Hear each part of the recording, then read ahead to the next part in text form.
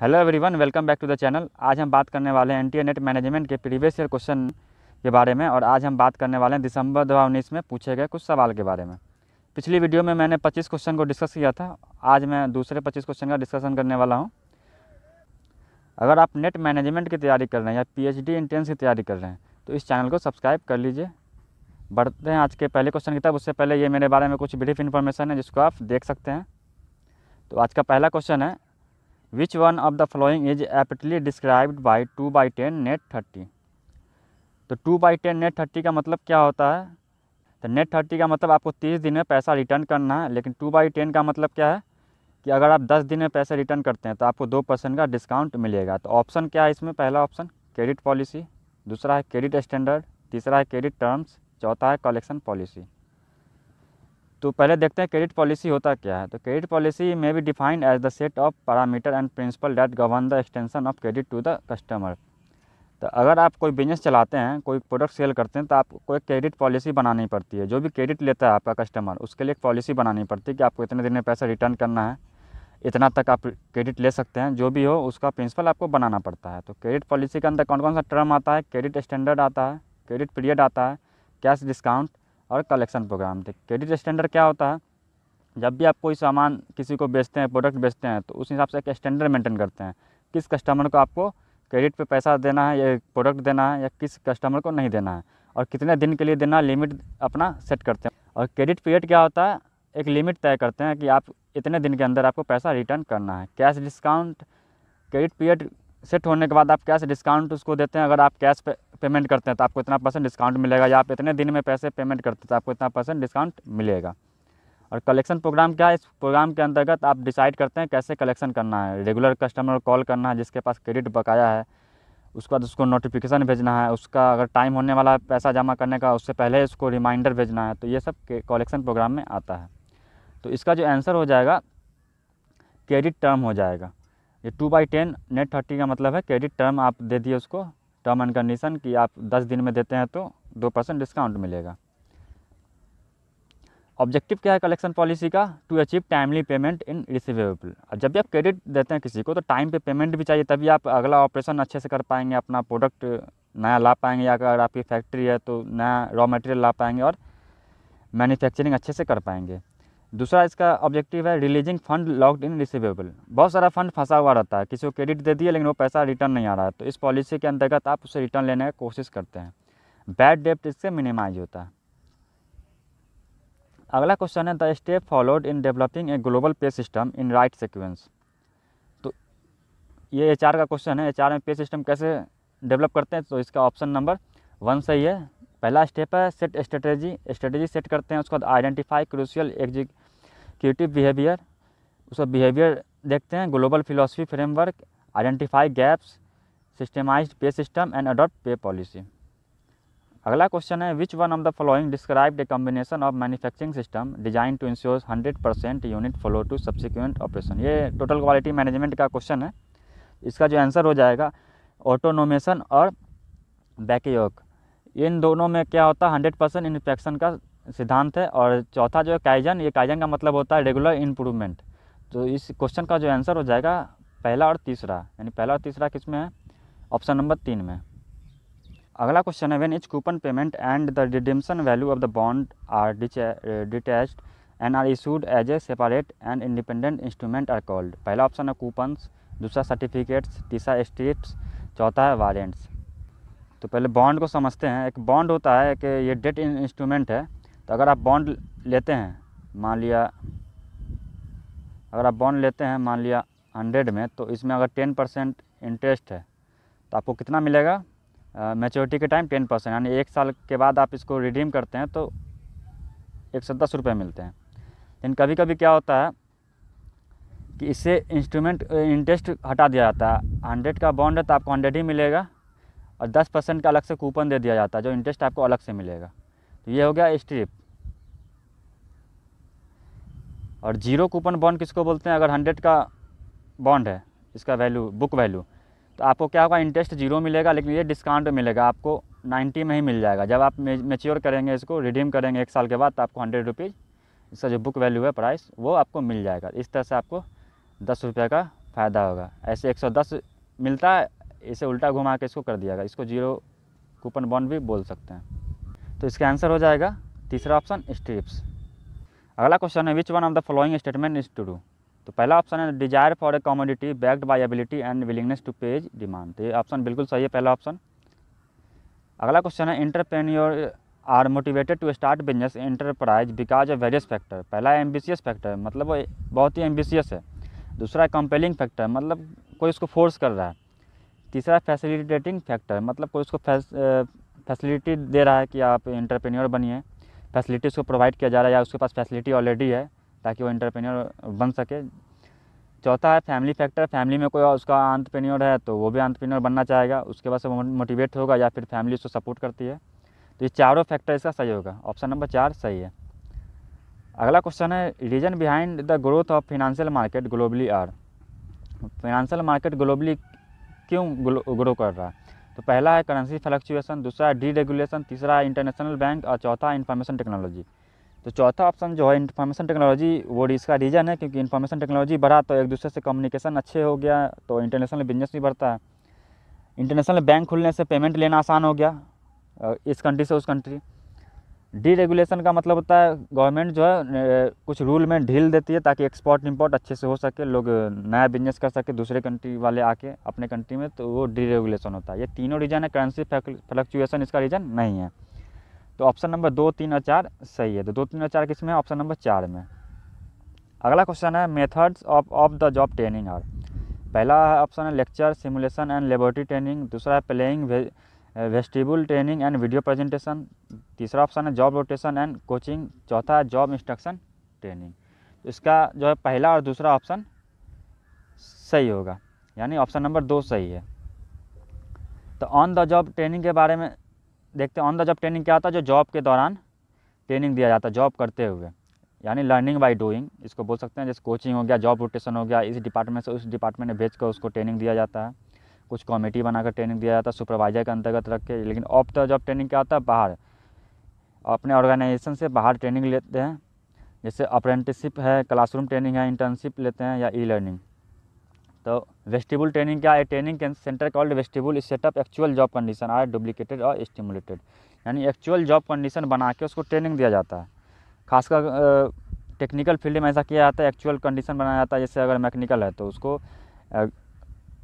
अगर गाड़ी ठीक करने वाला मैकेनिक है तो उसको गाड़ी लाकर एक्चुअल कंडीशन में उसको ट्रेनिंग दिया जाता है कि गाड़ी ये ख़राब है उसको बनाया जाए। तो इस तरह से उसको ट्रेनिंग दिया जाता है एक्चुअल कंडीशन में। अप्रेंटिसशिप क्या है, वो किसी एक्सपर्ट के अंडर में रहकर वो काम सीखता है और काम भी करता है, उसके लिए उसको कुछ पैसा भी मिलता है। क्लासरूम ट्रेनिंग समझ ही रहे हैं आप, क्लासरूम में लेक्चर के द्वारा इसको पढ़ाया जाता है या बताया जाता है। इंटर्नशिप क्या है, छोटे टाइम पीरियड के लिए किसी कंपनी में आप जॉब करते हैं या किसी एजुकेशनल इंस्टीट्यूट की तरफ से सीखने के लिए पर्पज़ से जाते हैं।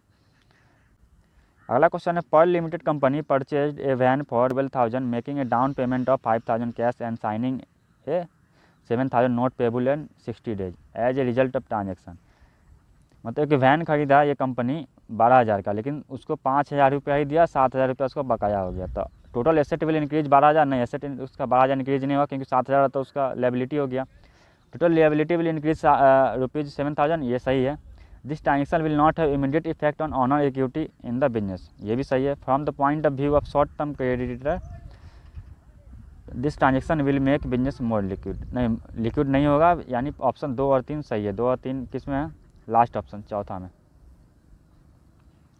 अगला क्वेश्चन है concept testing, test marketing and product testing are part of which of the following, innovation, diffusion process, product life cycle, new product development, market development. तो इसका आंसर होगा new product development. New product development का process क्या है, तो पहले idea generate करते हैं कि हमें करना क्या है, उसके बाद आइडिया को स्क्रीनिंग करते हैं कि आइडिया कैसे काम करेगा, सही है या गलत है। उसके बाद कॉन्सेप्ट डेवलप करते हैं और टेस्ट करते हैं, यानी कि जो प्रोडक्ट बनाना है उसका कॉन्सेप्ट कैसे प्रोडक्ट बनाना है। उसके बाद मार्केट स्ट्रेटेजी डेवलपमेंट करते हैं, मार्केट में इसको कैसे डिस्ट्रीब्यूट करेंगे या कैसे इसको मार्केट में सेल करेंगे। उसके बाद बिजनेस एनालिसिस किया जाता है, उसका प्रॉफिट लॉस कितना लागत आएगा। उसके बाद प्रोडक्ट डेवलप कर दिया जाता है, उसका टेस्ट मार्केटिंग किया जाता है मार्केट में, उसके बाद कमर्शियलाइज कर दिया जाता है उसको। यह इनोवेशन डिफ्यूजन प्रोसेस है। इसमें क्या है, पहला होता है इनोवेटर, जो तुरंत कोई नया प्रोडक्ट आता है तुरंत उसको खरीद लेता है। उसके बाद अर्ली एडॉप्टर, उसके बाद अर्ली मेजोरिटी, लेट मेजोरिटी जो सबसे लेट खरीदता है, और लगार्ड जो इग्नोर करता है, लेता ही नहीं है। Stage of the adoption process, ये एडॉप्शन प्रोसेस का स्टेज है। अवेयरनेस, पहले कंज्यूमर जो है प्रोडक्ट के बारे में अवेयर होता है, उसका धीरे धीरे उसमें इंटरेस्ट जागता है। उसका तो इवेल्युएट करता है कि ये प्रोडक्ट हमारे लिए सही है या नहीं है। उसका ट्रायल करता है थोड़े दिन के लिए प्रोडक्ट लेकर, उसके बाद अगर उसको अच्छा लगा तो वो उसको एडॉप्ट कर लेता है, रेगुलर यूजर बन जाता है। यह product life cycle, product life cycle का 4 स्टेज होता है। पहला इंट्रोडक्शन स्टेज, जो कंपनी नया नया प्रोडक्ट लॉन्च करती है तो उस टाइम में सेल भी कम होता है क्योंकि पब्लिक को उतना पता नहीं होता है, कॉस्ट हाई होता है, फिनेंशियल लॉस होने का डर होता है क्योंकि नया नया प्रोडक्ट लॉन्च होता है तो सिर्फ खर्च ही होता है, इनकम तो होता नहीं है। उसके बाद इनोवेटिव कंज्यूमर, यानी जो इनोवेट कंज्यूमर है, जैसे पिछले स्लाइड में हमने देखा इनोवेटर, वो इसको पहले परचेज करते हैं इंट्रोडक्शन फेज में। कंपटीटर बहुत कम होता है क्योंकि नया प्रोडक्ट होता है। लेकिन ग्रोथ स्टेज में आते आते क्या होता है, सेल थोड़ा इंक्रीज होता है, लोग धीरे धीरे जानने लगते हैं। उसका कॉस्ट पर कस्टमर फॉल होता है क्योंकि कस्टमर बढ़ेंगे तो एवरेज कॉस्ट फॉल होगा, प्रॉफिट थोड़ा बढ़ता है। अगला है मैच्योरिटी, मैच्योरिटी में सेल बहुत पीक पे होता है, हाईएस्ट लेवल पे। उसके बाद कॉस्ट पर कस्टमर इसमें सबसे लोएस्ट होता है, प्रॉफिट थोड़ा हाई होता है, और मास मार्केट होता है, यानी सब लोग इसे यूज करते हैं, मैक्सिमम जो इसका मार्केट है वो गेन कर चुका होता है। लास्ट में डिक्लाइन हो जाता है, सेल गिरने लगता है क्योंकि नया कंपटीटर आ जाता है मार्केट में, नया प्रोडक्ट आ सकता है, तो ये प्रोडक्ट का डिमांड कम हो जाता है। अगला क्वेश्चन है ground for market segmentation, based behaviour are benefits out life style purchase occasion usage rate.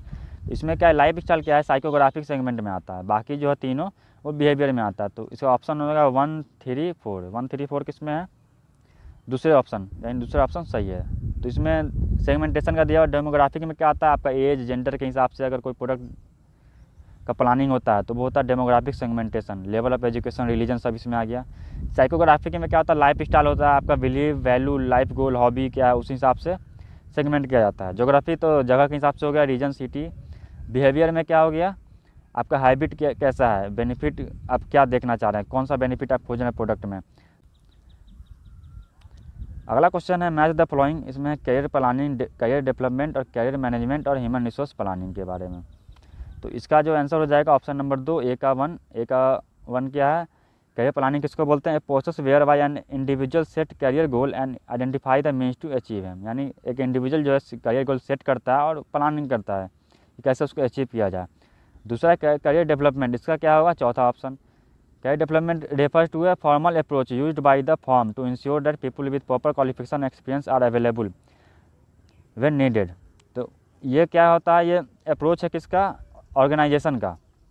वो क्या करती है कि ट्रेनिंग देती है पीपल को, अपने एम्प्लॉय को, ताकि जब उसको ज़रूरत पड़े तो वो पीपल अवेलेबल है, उसका एम्प्लॉय अवेलेबल है वो काम करने के लिए। तीसरा है करियर मैनेजमेंट, करियर मैनेजमेंट क्या है, इसका दूसरा ऑप्शन है, ये प्रोसेस है enabling to better understand and develop their skill and interest and use them for interest of organisation and self. Human resource planning क्या है, ह्यूमन रिसोर्स प्लानिंग है process of analysis and identifying the need and availability of human resource. तो planning क्या है, human resource planning ये process है, analysing करते हैं कि कब ज़रूरत पड़ने वाला है ऑर्गेनाइजेशन है एम्प्लॉय का और क्या ऑब्जेक्टिव है, सब एनालिसिस करके वो एक निकालता है कि कितने एम्प्लॉय को हमें रखना है, कितना हमें ह्यूमन रिसोर्स चाहिए। अगला क्वेश्चन है which of the following information system is the management level of organisation serve as the function of planning, controlling and decision making by providing routine summary and exception report. तो पहला option है management information system, दूसरा है executive support system, तीसरा है artificial intelligence system और चौथा decision support system. तो इसका आंसर हो जाएगा एग्जीक्यूटिव सपोर्ट सिस्टम। एग्जीक्यूटिव कौन होते हैं, मैनेजमेंट लेवल के लोग होते हैं, जैसे CEO हो गए, chief financial officer, board member के लोग हो गए, तो ये सब हो गया एग्जीक्यूटिव लेवल के लोग। तो उनको सपोर्ट करता है, ये कैसे सपोर्ट करता है, डेली रूटीन समरी प्रोवाइड करके, और जो भी रिपोर्ट होता है उनको प्रोवाइड करता है, तो वो उस बेस पर डिसीजन लेते हैं। यहाँ पर इसका डिटेल दिया हुआ है मैनेजमेंट इन्फॉर्मेशन सिस्टम का, एग्जीक्यूटिव इन्फॉर्मेशन सिस्टम का, आर्टिफिशियल इंटेलिजेंस क्या है, ये सब आप देख सकते हैं। अगला क्वेश्चन है मैच द फॉलोइंग क्या है, इसमें मीन वेरिएंस पोर्टफोलियो क्राइटेरियन किसने दिया था, जैसे कैपिटल एसेट प्राइसिंग मॉडल किसने दिया था। तो इसका आंसर हो जाएगा दूसरा, 1 का 4, यानी मीन वेरिएंस पोर्टफोलियो किसने दिया था, मार्कोविच हैरी ने। Size and book to market value किसने दिया था, फेमा एंड फ्रेंच ने। कैपिटल एसेट प्राइसिंग मॉडल किसने दिया था, शार्प लिटनर ने। और derivative pricing Black and Scholes ने। अगला क्वेश्चन भी मैच द फॉलोइंग है, एक तरफ line extension, brand extension, multi brand and को ब्रांडिंग। तो लाइन एक्सटेंशन क्या हो जाएगा, एग्जिस्टिंग प्रोडक्ट और existing brand line extension. New brand है, प्रोडक्ट सेम है तो मल्टी ब्रांड हो जाएगा, यानी एक ही प्रोडक्ट को डिफरेंट ब्रांड के नाम से निकाल देना। न्यू प्रोडक्ट है, न्यू ब्रांड है तो न्यू ब्रांड हो गया। न्यू प्रोडक्ट है, एग्जिस्टिंग ब्रांड है तो ब्रांड एक्सटेंशन हो जाएगा। इसको इस तरह से समझते हैं, मान लिया सैमसंग है, तो इसका प्रोडक्ट है ए सीरीज का, एक है एस सीरीज का, एक है एम सीरीज का। तो ये सब इसका प्रोडक्ट हो गया। तो ए सीरीज में बहुत सारा फ़ोन आता है, A52 है, इससे पहले A32 भी आया था। एस सीरीज में भी है, S21 अल्ट्रा है, S20 है। तो ये क्या हो गया, ये लाइन एक्सटेंशन हो गया। ये एक लाइन है, प्रोडक्ट है, A52 आया, फिर A53 आएगा तो उसका लाइन एक्सटेंशन हो जाएगा। S21 आया, S22 आया, लाइन एक्सटेंशन हो जाएगा। लेकिन ब्रांड एक्सटेंशन कब होगा, इसमें एक नया कैटेगरी आ जाए, जैसे ए सीरीज है, एस सीरीज, एम सीरीज है, एफ सीरीज भी है। मान लिया इसमें कोई भी सीरीज आ जाएगा, यानी सी सीरीज आ गया मान लिया, तो ये एक ब्रांड एक्सटेंशन हो जाएगा। ये ब्रांड एक्सटेंशन हो जाएगा, ये लाइन एक्सटेंशन, ये ब्रांड एक्सटेंशन, एक नया कैटेगरी प्रोडक्ट का इसमें ऐड हो जाएगा। अगला क्वेश्चन है, which one of the following is not the characteristic of hyper competition. Hyper competition में क्या होता है, competition get bold, aggressive and hostile with dynamic movement, ये सही है। Shorter product design life cycle, यानी शॉर्टर प्रोडक्ट होता है, जल्दी खत्म हो जाता है प्रोडक्ट का चलन, और दूसरा प्रोडक्ट भी मार्केट में आ जाता है, दूसरे टाइप का प्रोडक्ट, फैशन चेंज होता रहता है, स्टाइल बदलता रहता है, ये भी सही है। Uncertainty in business environment along with heterogeneity, ये भी सही है। फिनांसिंग कॉस्ट बिकम हाई, ये सही, इसका नहीं है, यानी ऊपर का तीनों ऑप्शन सही है, नीचे सही नहीं है, यानी इसका आंसर चौथा हो जाए, क्योंकि not the characteristic of hyper competition पूछ रहा है। लास्ट ऑप्शन का सही होगा। अगला question, identify the right combination of primary data collection.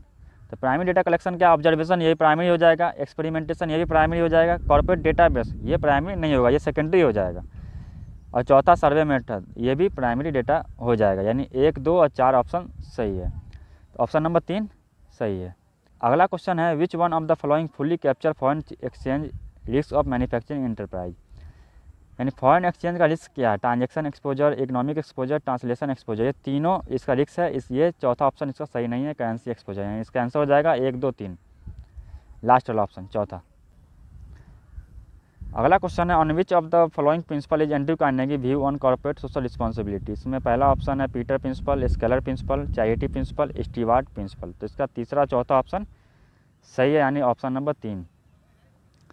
तो चैरिटी प्रिंसिपल क्या है, चैरिटी प्रिंसिपल क्या होता है, हर एक रिच पीपल को चैरिटी करना चाहिए, गरीबों को देना चाहिए, उनका लाइफ बेटर बनाने के लिए। स्टीवार्डशिप प्रिंसिपल क्या है, ये बोलता है कि मैनेजर का जो जिम्मेदारी है, ऑब्लिगेशन है सोसाइटी के प्रति, सोसाइटी के अच्छे के लिए उसको कुछ काम करना चाहिए, उसके लिए जो भी कदम उठा सकते हैं वो उठाना चाहिए, जो भी कंपनी के मैनेजर होते हैं। पीटर प्रिंसिपल क्या बोलता है कि एक कंपनी में एक हाईएस्ट पोस्ट होता है, जैसे एक मैनेजर है, तो अगर वो नॉर्मल एम्प्लॉई बन के धीरे धीरे प्रमोशन करता रहेगा, वो अच्छा परफॉर्मेंस करता रहेगा, मैनेजर बन जाएगा। मान लिया लास्ट पोस्ट मैनेजर का, वो तो कंपनी का मालिक तो बनेगा नहीं, तो लास्ट मैनेजर बनेगा। तो मैनेजर बनने के बाद क्या होता है, वो उसका प्रमोशन रुक जाता है, उसके बाद तो प्रमोट हो नहीं सकता, लास्ट मैनेजर ही रहेगा। तो वो एक उसका सिचुएशन को क्या बोलते हैं, फाइनल प्लेसमेंट, यानी उसका फाइनल प्रमोशन हो गया, उसके बाद उसका प्रमोशन नहीं हो सकता है, उसी को कहते हैं क्या, पीटर प्लेचू। इस वजह से क्या होता है कभी कभी कि लोग काम करना भी बंद कर देते हैं अच्छे से, क्योंकि जानते हैं कि इसके बाद उसका प्रमोशन होने वाला नहीं है, लास्ट पोस्ट है उसका। तो इस वजह से भी लोग थोड़ा लेजी टाइप के भी हो जाते हैं प्रमोट नहीं होने के उम्मीद से। स्केलर प्रिंसिपल क्या डिफाइन करता है, चैन ऑफ कमांड के बारे में, अथॉरिटी जो ऊपर से नीचे तक जो आती है उसको स्केलर प्रिंसिपल बोलते हैं। अगला क्वेश्चन है, according to which of the following concept is presume that business will continue is operation for long time. पहला option accounting period concept, realization concept, going concern concept, separate entity concept.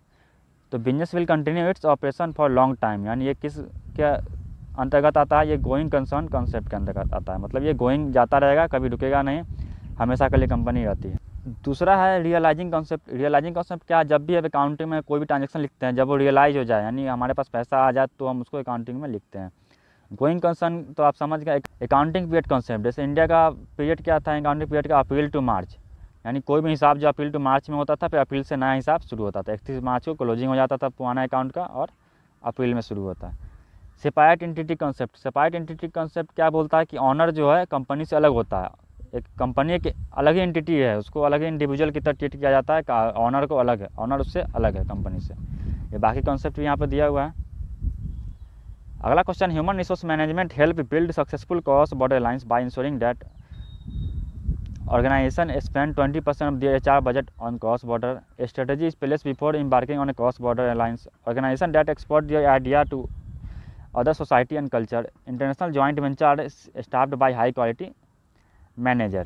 तो चौथा option सही है, क्योंकि cross border alliance जो होता है उसमें क्या होता है, कल्चर का प्रॉब्लम होता है, एम्प्लॉय का कल्चर अलग होता है इंडिया का, अगर इंडिया चाइना में होगा तो दोनों का कल्चर अलग होगा, तो उसको मैनेज भी करना होता है, दोनों का बहुत सारा सिचुएशन अलग हुआ, तो उसके लिए हाई क्वालिटी मैनेजर चाहिए जो दोनों को बैलेंस करके चले।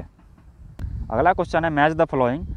तो गोल्ड एंड सिल्वर किस में आएगा, गोल्ड एंड सिल्वर आएगा BIS हॉलमार्क में, ए का 3 किस में है, 3 और 4 में। एग्रीकल्चर प्रोडक्ट इसमें आएगा, एक मार्क में आएगा, एक B का 4 किस में, चौथा ऑप्शन ही, चौथा ऑप्शन सही है, C का 1 हो जाएगा, इंडस्ट्रियल प्रोडक्ट ISI मार्क, और D का प्रोसेस फूड FPO मार्क। तो ऑप्शन नंबर 4 इसका सही होगा। अगला क्वेश्चन है, which of the one following is not the prominent objective of human resource planning. Human resource planning का ऑब्जेक्टिव कौन नहीं है, to prevent over staffing and under staffing, ये है, टू इंश्योर एम्प्लॉय अवेलेबिलिटी, ये भी है, to provide direction to the all HR activity, ये भी है इसका objective, to evaluate the performance of the employee, ये तो ह्यूमन रिसोर्स से रिलेटेड है, लेकिन ह्यूमन रिसोर्स प्लानिंग का ये पार्ट नहीं है।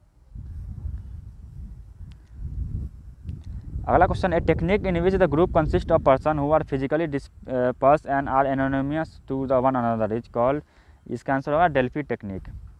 डेल्फी टेक्निक क्या, ये एक प्रोसेस है जो एक प्रॉब्लम सॉल्व करने के लिए बनाया जाता है, एक ग्रुप होता है, उसमें डिस्कशन होता है, जब तक फाइनल डिसीजन पे नहीं आ जाते तब तक डिस्कशन चलता ही रहता है। ब्रेनस्टॉर्मिंग क्या, इसमें आइडिया जनरेट करते हैं, कई लोग मिलकर इसमें आइडिया जनरेट करते हैं, अपना अपना आइडिया देते हैं, लास्ट में फाइनल एक आइडिया पर पहुंचा जाता है। ह्यूरिस्टिक आइडिएशन टेक्निक क्या है, ये generating new product idea that was develop by marketing expert Edward Tauber ने इसको दिया था। The technique allow you to quickly explore many combination of attribute, यानी ये टेक्निक क्या करता है, हेल्प करता है क्विकली, बहुत सारा कम्बिनेशन बना के देता है, उस एक कम्बिनेशन में जो अच्छा लगता है हमें वो सेलेक्ट कर लेते हैं, ये क्विकली करता है। इसको रूल ऑफ थंब भी बोलते हैं। ये डिसीजन ट्री है। आजकल आखिरी क्वेश्चन है, which one of the following is closest to the nature of decision making, decision on a particular course of action, to self evident regarding an answer, deciding on a choice after a series of brainstorming, the process of identifying problem and opportunity and then resolving them। इसका option number 4 जो है बिल्कुल सही है, correct है। तो आज के लिए बस इतना ही। आज हमने डिस्कस किया 25 क्वेश्चन के बारे में। अगर आप इसका PDF चाहते हैं तो नीचे कमेंट में लिखें, अगर 10 कमेंट आता है तो मैं डिस्क्रिप्शन में PDF का लिंक दे दूँगा डाउनलोड का। और इस चैनल को सब्सक्राइब कर लीजिए और इस वीडियो को लाइक कर दीजिए। आप हमें इंस्टाग्राम पर भी फॉलो कर सकते हैं। तो आज के लिए बस इतना ही, धन्यवाद।